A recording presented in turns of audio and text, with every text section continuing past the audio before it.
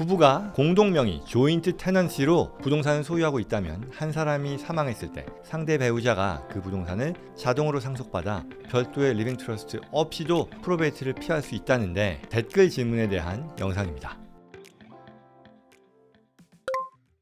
결국 이분의 질문은 어떤 자산 소유의 방식을 어떻게 선택하는지에 따라, 즉 조인트 테넌시로 선택을 하면 리빙 트러스트 없이도 해당 자산의 상속에 있어서 프로베이트를 피할 수 있지 않겠느냐라는 그런 질문인 거죠.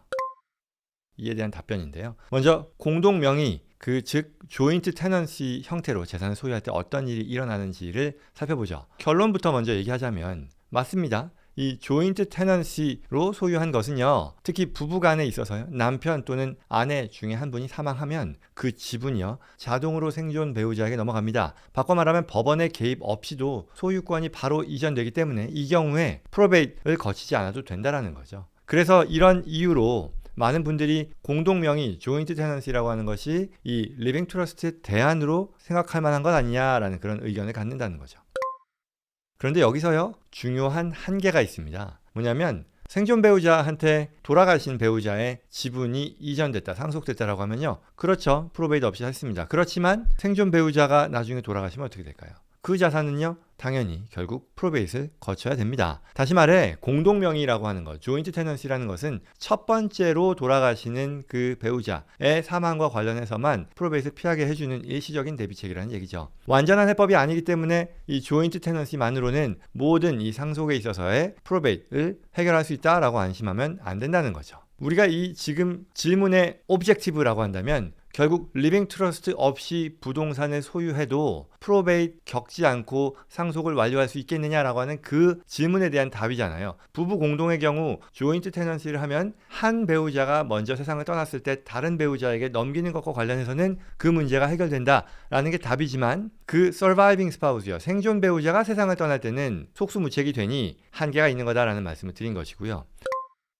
또 다른 문제를 볼까요? 만약 이 부부가요, 부동산 외에 예금, 투자계좌, 사업체와 같은 다른 자산들도 있다면 어떻게 될까요? 각각의 자산에 대해서도 별도로 프로베이트 어떤 회피 방안을 마련해야 되는 거잖아요. 그렇죠? 우리 부부가 가지고 있는 자산이 결국은 집 한 채에 대해서는 조인트 테넌시를 통해 리빙 트러스트 없이도 프로베이트 피할 수 있겠느냐? 답은 그렇지 않다였어요. 첫 번째 배우자가 돌아가실 땐 되지만 두 번째는 안 되니까. 뿐만 아니라 다른 자산들도 모자라는 거예요. 뭐 예금, 투자 자산 뭐 이런 것들이에요. 그러면 금융 자산들은 어떻게 될까요? 일일이 하나하나 공동 소유로 등록하거나 계좌마다 수혜자를 베네피셔리죠, 지정해 두지 않는다면 그 자산들은요, 여전히 나중에 법원의 그 프로베이트 절차를 거쳐야 되겠다라는 그런 얘기인 거죠. 그러니 이렇게 여러 가지 종류의 자산들을요, 개별적으로 관리하고 여기서 리빙 트러스트 없이 피할 수 있는, 프로베이트 피할 수 있는 방법을 찾는다, 궁리한다라는 것 자체가 정말 복잡하고 번거롭고 그럴 필요 없다라는 얘기죠. 왜? 리빙 트러스트 만들면 되잖아요.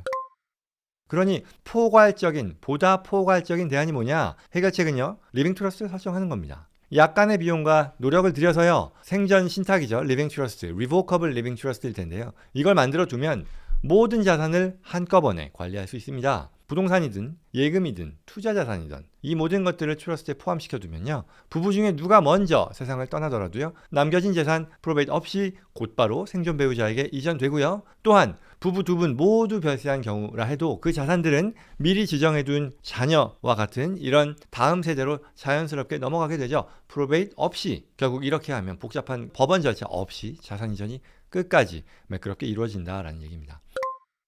결론으로요, 댓글에서 문의하신 그 분 질문에 대한 답은요, 조인트 테넌시, 공동명의를 가지고 부동산을 가지고 있다면 첫 번째 상속에선 분명히 프로베이트를 피할 수 있습니다. 그러나 그것만으로 상속 계획이 완성되는 것 아닙니다. 왜? 두 번째, 이 서바이빙 스파우스가 돌아가실 때 그 문제가 남을 테니까. 그리고 그 부부가 갖고 있는 다른 재산에까지도 생각을 해보면 그건 굳이 하나하나를 가지고 머리를 굴려서 다른 방법을 찾는 것보다는 보다 완전하고 편리한 상속 절차를 위해 리빙 트러스트를 통해 모든 자산을 포괄적으로 대비해 두는 것이 가장 확실한 방법이다 라고 말씀드립니다.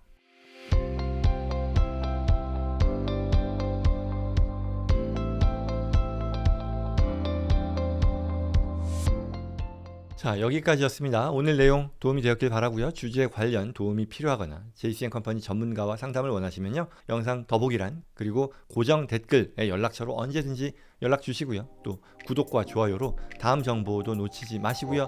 주변에도 공유해 주시기 바랍니다. 감사합니다.